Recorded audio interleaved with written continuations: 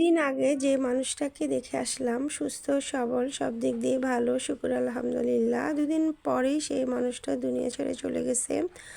তো ক্ষণস্থায়ী এই দুনিয়া কখন কার কীভাবে কোথায় মৃত্যু হবে আমরা কেউ জানি না।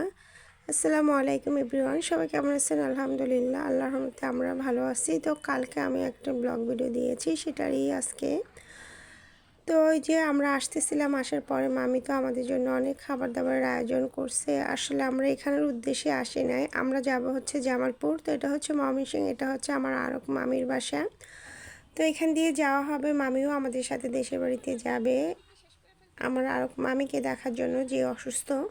তো এখানে মামি অনেক খাবার দাবারের আয়োজন করছে। আর মামিরা এই বাসাটা নতুন ভাড়া নিয়েছে। বাসাটা এত সুন্দর, পরিবেশটা এত ভালো লাগতেছিল। তো এখানে মামি সকালবেলা যেহেতু অনেক নাস্তা দিয়েছে, আমরা খেয়েছি। সেটা সকাল বলতেও দুপুর হয়ে গেছে। তো এটা দুপুরের জন্য আমাদের জন্য খাবার দাবার দিছে। তো আমি কয়েকটা রিল দিছি। বাসাটা এত ভালো লাগছে আমার। আসলে কোথাও গেলে বাসা বাড়ি দেখা যায় আমরা যে ঢাকায় থাকি তার থেকেও বেশি সুন্দর। এখন মফস্বলে অনেক সুন্দর সুন্দর বাড়ি করে, বাড়িগুলো এমনভাবে করে দেখলেই মন জুড়িয়ে যায়। তো কোথাও গেলে দেখা যায়, আমি যেহেতু ব্লগ ভিডিও বেশিরভাগ বানাই, আগে আমি প্রতিদিন দিতাম, কিন্তু এখন ব্যস্ততার কারণে তেমনভাবে দেওয়া হয় না।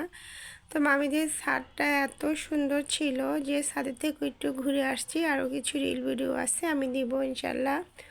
তো এই যে খাওয়া দাওয়ার পরে এখানে ঘুরে ফিরে ভালো করে সব কিছু দেখতেছি, দেখে তারপরে যাব। তো ওই যে কালকে বললাম যে মানুষ ভাবে একটা হয়ে যায় আরেকটা। আমি এভাবে ব্লগ ভিডিওতে কথা বলবো ভাবি নাই, ভাবছি অন্যভাবে ভিডিওটা দিব। তো ওই যে আমরা ওখান থেকে খেয়ে দিয়ে এখানে আবার রাতেরবেলা চলে আসছি গ্রামের বাড়িতে। গ্রামের বাড়িতে অনেকেই দেখি ভিডিও দেয়, কারেন্ট থাকে না। আসলে আমাদের বাসায় এত বেশি কারেন্ট যায় না। তো এখানে এসে একটা কষ্টেতেই পড়ে গেছি। ওয়াশরুমে যাব, কারেন্ট নাই, যেখানে যাব কারেন্ট নাই। পড়াশোনা করে বাচ্চারা। এখানে আমার একটা বোন আছে, ও আবার মেট্রিক পরীক্ষা দিবে, কিন্তু কারেন্ট নেই, খুবই কষ্ট। তো এখানে আমার এক আপু চা বানাচ্ছে আমাদের জন্য, এটা কিন্তু সন্ধ্যার সময়। তো এগুলো সব কিছুই কিন্তু করা হচ্ছে মোবাইলের লাইট দিয়ে, কারণ এখন মনে হচ্ছে সে আগের যুগ, হারিকেনের প্রয়োজন। তো এখানে আসছি আমরা, সেই মামি অসুস্থ, তাকে আর দেখালাম না ভিডিওতে।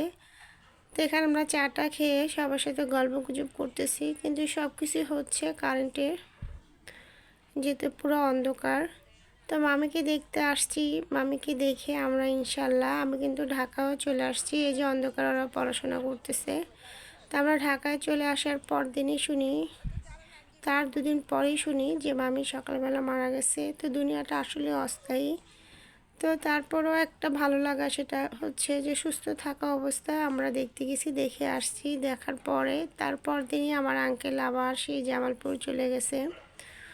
তো আসলে এখনও মনে চোখে ভাসে, সব চোখের সামনেই সব কীভাবে শেষ হয়ে গেল। আসলে এরকম অনেক মৃত্যু আমি দেখেছি, যে চোখের সামনে সুস্থ মানুষও দেখা যায় কীভাবে দুনিয়া ছেড়ে চলে যায়।